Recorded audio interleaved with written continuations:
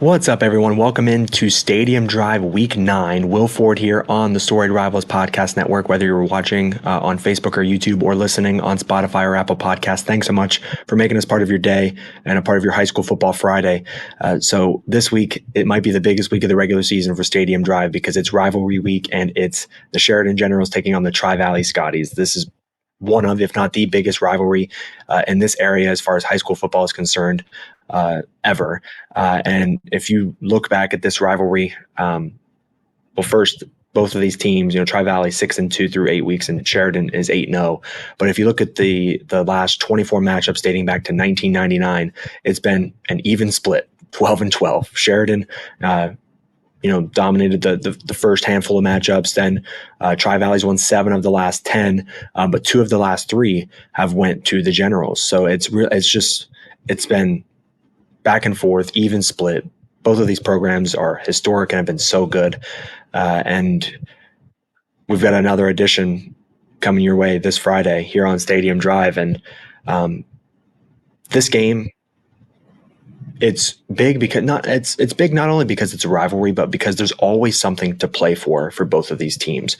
It's not just bragging rights. Usually there is some sort of league title on the line, whether it's an outright win or a share of the league title, or it's playoff implications and it's fighting for playoff seeding, playoff positioning. There's always something on the line when these two teams play at the end of every season. And that's what makes this rivalry extremely special. And that's what gives it so much energy, emotion, adrenaline. And that's why there's so much community and fan and school support behind both of these football programs and this game as a whole. But if we start on the Tri-Valley side and let's look at the Scotties this year, 6-2, they in each of their 6 wins this year, they've scored 38 or more points. And in the last 3 games, they've scored 50 plus points. So they are putting up points in bunches. A lot of that has to do with their quarterback, Max Lyall, 256 yards last week and 5 touchdowns, and he's just much improved compared to last season. Reading defenses a lot better. You hear Coach Cam West talk about this. Just when he gets to the line of scrimmage, he doesn't have to be told where to look with the football. He just knows based on when he gets to the line of scrimmage, sees the coverage, sees the leverage that the defense is using, and he's just been remarkably good this season. 1,600 yards passing, 21 touchdowns, but only 1 interception. So not only is he slinging the ball around all over the yard, but he's protecting it as well. And he's been extremely efficient. And then Jayden Wallace, this is a tremendous season for a running back. I mean, we talk about Rashid Cisse for West Muskingum, who is, I guess he's like a receiver running back type player. Jayden Wallace, more of a running back, but can also, catch passes out of the backfield. He's got almost 1,200 yards rushing, 14 touchdowns, and then 400 yards receiving and 4 touchdowns. So, over 1,600 yards total on the season, 18 total touchdowns. Last week he had 200 yards rushing, 2 touchdowns, 1 rushing, 1 receiving. The kid is just extremely fast and agile and is just so good, and also has great vision. And you'll hear Coach Cam West talk about that as well. But when you look at the Generals, the last 4 weeks, they've pitched a shutout defensively against John Glenn, who's 7-1, Riverview, Philo, Maysville. Philo has been a good team really all season long. And to pitch shutouts, that's hard to do. I mean, Tri-Valley just gave up 30 plus points to Philo last week, but for Sheridan to shut them out 2 weeks ago, that's huge. It just talks about how good, it speaks to how good they are defensively in the trenches, but everywhere else as well. Every guy in the field is doing their 11th, and their defense has just been so good, and it might be the best defense that Tri-Valley is going to play this year, and that's great, going into the later stages of the season. Caden Sheridan last week for the Generals, 11 of 12, only threw it 12 times, but in a huge shutout win, 250 yards passing, 2 touchdowns. He had a rushing touchdown also. He's been there, done that. He's so poised, so good. And, they have such good skill position players too, like Justin Munyon in the backfield and AJ Winders and Bryson Ruff, and just guys to throw the ball to.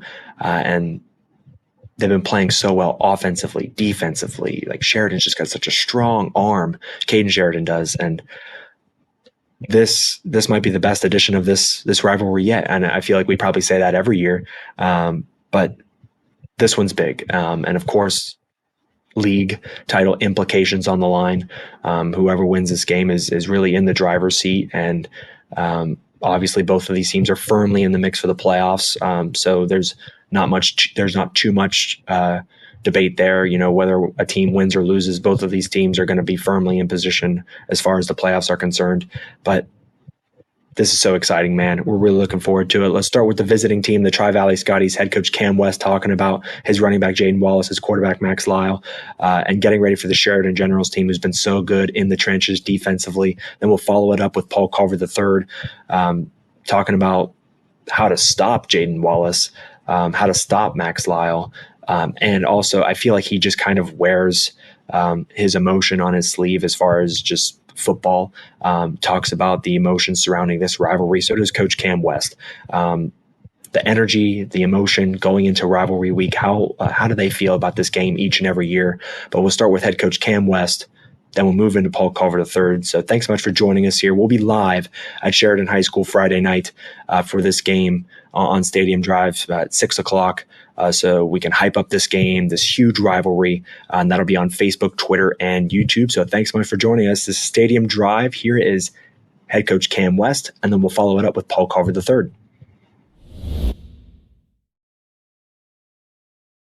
Here we're with head coach Cam West of the Tri-Valley Scotties going into week 9.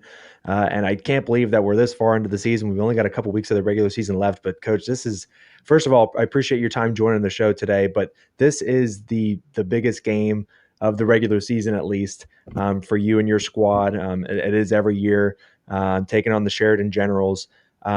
But before we kind of dive into this matchup and this rivalry and everything that surrounds it, I want to talk about your team a little bit, because in each of your 6 wins this year, you've scored 38 points per game, and the last 3 weeks you've scored 50 plus. So I mean, what's went into that offensive output? I'm sure obviously the defense contributes to that, setting up your offense with good field position and everything like that. But what have you been most impressed about with your team through the first 8 weeks, putting up this many points and just being as good as you have been?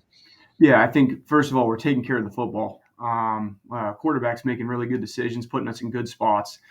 We've been pretty good on first down, which we talk about being good on first down gives you a lot of options when you're in second short and second medium.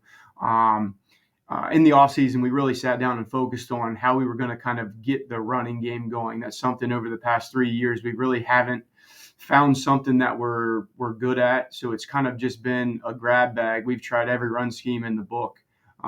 But this year, I think we kind of settled in the offseason on, you know what, we're going to run these few little things and we're going to try to get really good at them.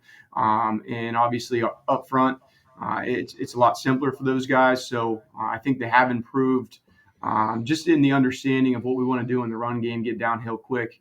And obviously having Jayden Wallace, he's just had a fantastic year. I mean, he's got a bunch of yards, and I'll be the first one to say he has a lot to do with probably half of those yards because he's breaking a lot of tackles. So he's got good vision. Last year and the year before, he was kind of a guy that just wanted to bounce everything because he's fast. But this year, he's really reading blocks on the interior, and he's doing a nice job getting downhill. And if we can get downhill and catch a little seam with him, he's fast enough and strong enough that it's going to be a big play. So there's a lot of factors that go into it. And I think our perimeter blocking has been really well too. We work with our receivers blocking every single day. And I think we're just balanced. I think we try to be 50-50 for each formation if possible. And obviously that's hard to do. But I think we're a lot more balanced this year than we've been in the past. Yeah, Jayden Wallace has over 1,600 total yards and 18 total touchdowns. Like you said, an incredible year. Max Lyall, though, like 21 touchdowns to just 1 interception. Like, what changed for him last season to this season in his development to not only be throwing that many touchdown passes, but being efficient and, like you said, your team's not turning the ball over. Yeah, and I think Max worked really hard in the offseason. He's a kid that he threw every single day. He went off to Columbus and worked with quarterbacks, took quarterback coaches took our receivers with him, and he's a kind of a student of the game, and he wants to be really good, and he's easy to coach, and he's kind of a sponge. When you tell him one thing, he kind of absorbs that and goes and puts it into action on the field. But he's really improved with his footwork. He just looks more comfortable in the pocket, understanding what the defense is trying to do. And he's been really good going through his progressions. The way our pass game set up, we don't call pass plays for a specific receiver. It's pass plays based on what they're giving us, and he's done a really good job. We haven't had to tell him where to throw the ball. He just knows pre-snap, looking at the coverage, where it's most likely he's going to go with the football. So his arm strength has improved. He just looks more comfortable in the pocket. And I think it's a testament to our guys up front too. Pass protection's been really well. We have some returning guys up front and some new guys, and those guys are big and strong and they can move. So it's a combination of things, but I think he took it upon himself in the offseason to really improve in those areas that we discussed last year. Now, going into week 9, this Sheridan matchup, this rivalry, I mean, the communities get so involved. There's just so much energy and so much emotion surrounding this game. And I don't remember the last time, like, this is always a big game, not so much because of the rivalry, but because both teams always have something to play for, whether it's fighting for playoff position, it's a league title is almost always on the line.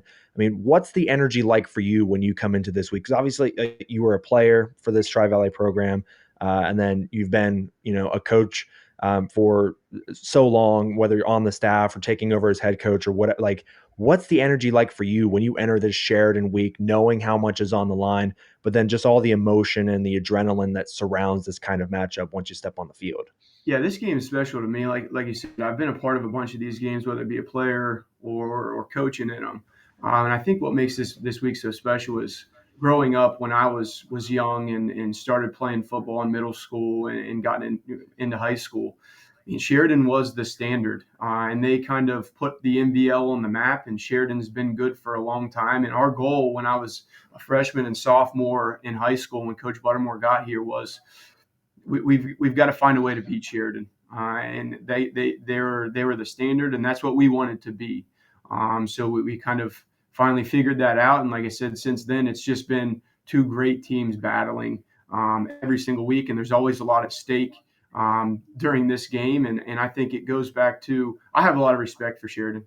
I respect what they do. I respect their coaching staff. I respect the way they play the game, and like I've said before, I think they respect the way we do things too, the way we handle our business. We're different teams. We have different ways of doing things, but at the end of the day, I think we both play the game of football the right way, and we both seem to be week 9 in the season playing for MVL championship or playoff points.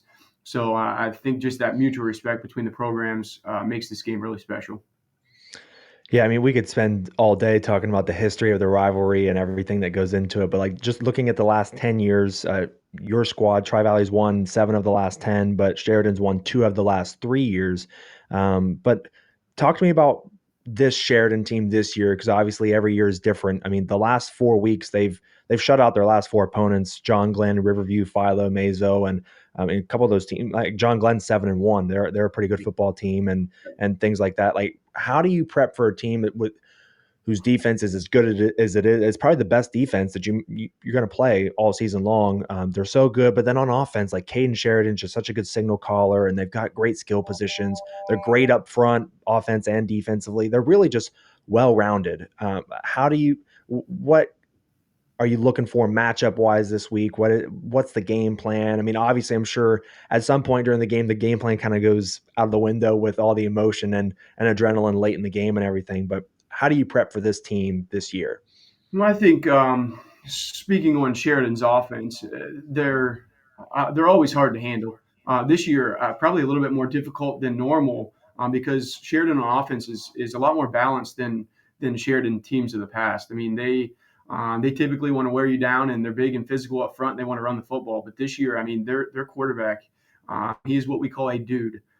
He can make plays inside the pocket, outside the pocket, and he has a cannon for an arm. So that kind of adds another kind of.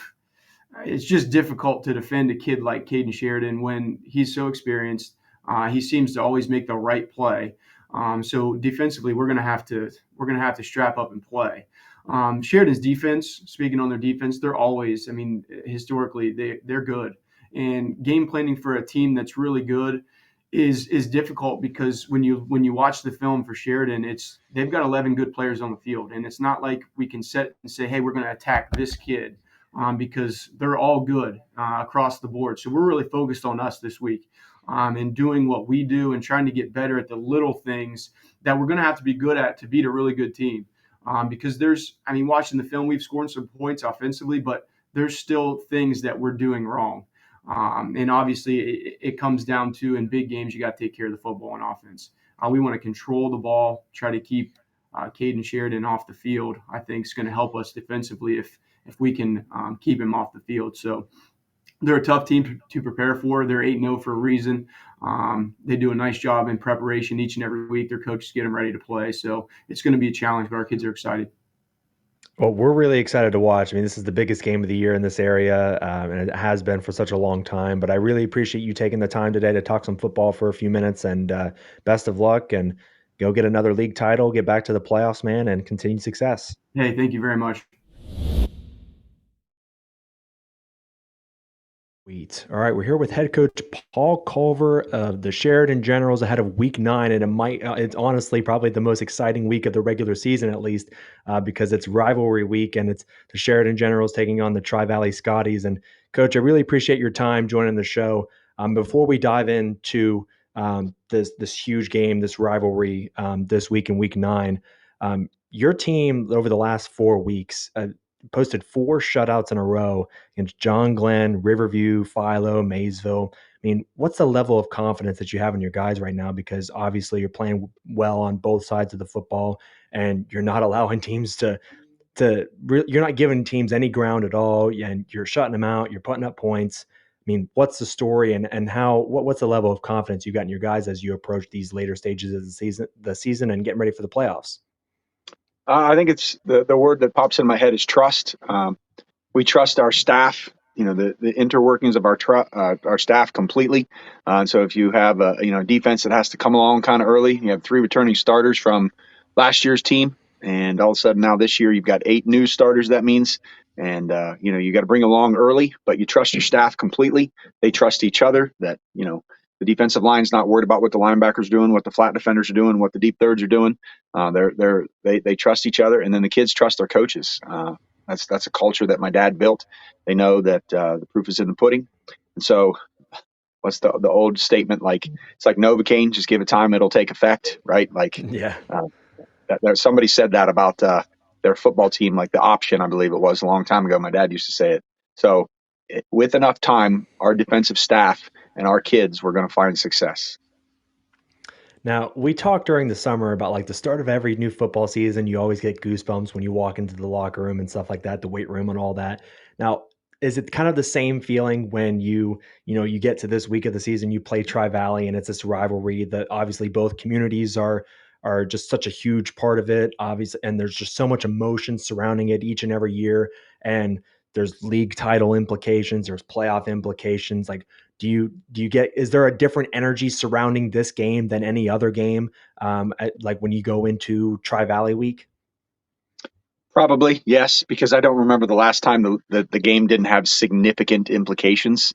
You might have to go back a decade. And so, yeah, I mean, you just always know where is it going to fall on the calendar, and you expect both teams to be right in the mix. And yeah, I get a little bit more worked up this week. I'm still a fan of the Sheridan Generals. I think that's part of what I bring to the table as a head coach is that I love the program, and I love the big games, and I love what it does for our community and what our community does for our football team. I love that reciprocal relationship, and like they're going to come out and just support us to the nth degree. It's going to be awesome. I see things on Facebook like mothers talking about putting together a tunnel and that kind of stuff. And so it's just extraordinary to watch and celebrate what these kids are a part of. And so, yeah, I get goosebumps because I'm still a Sheridan General.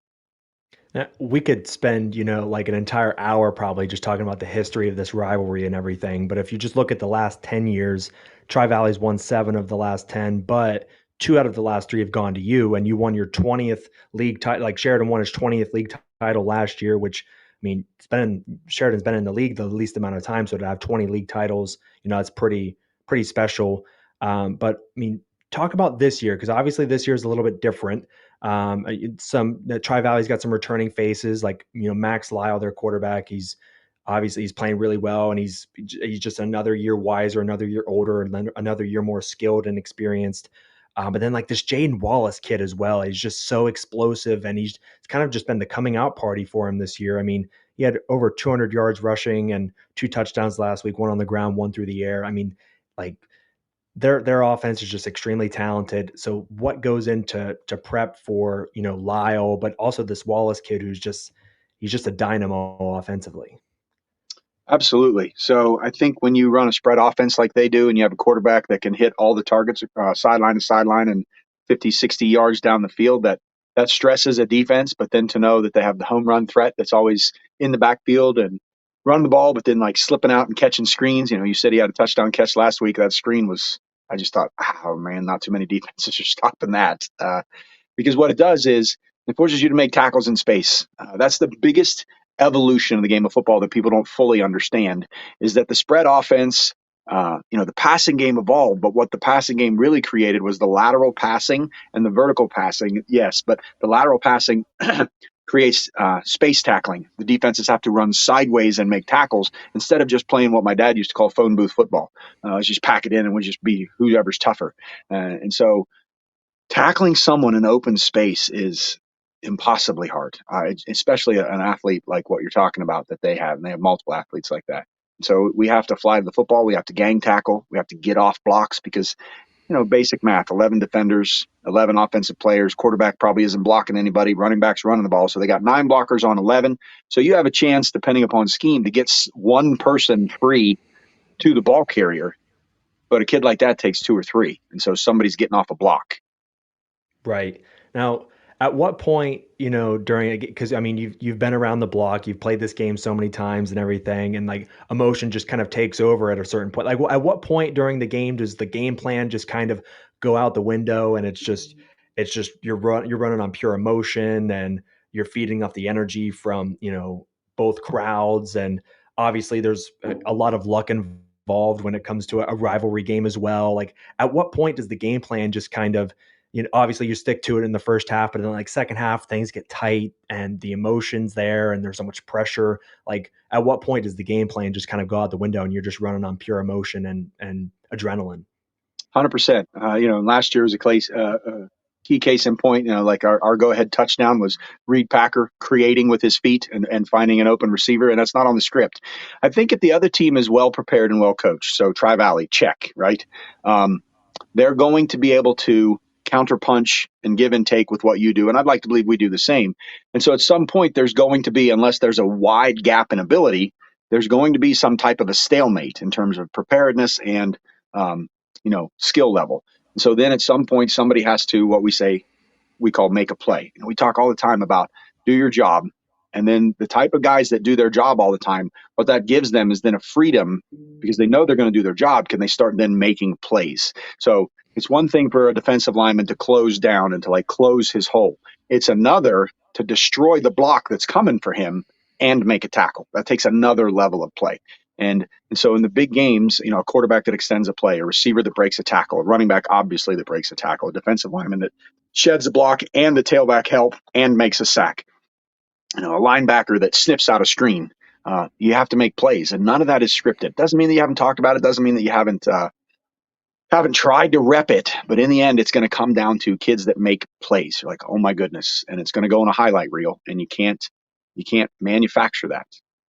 Yeah, I'm so excited to watch this game on Friday, Coach. I really appreciate you taking the time, not only tonight, but just all season long, joining the show and just talking some football for 5, 6, actually like 8 minutes tonight. But I really appreciate it. Best of luck.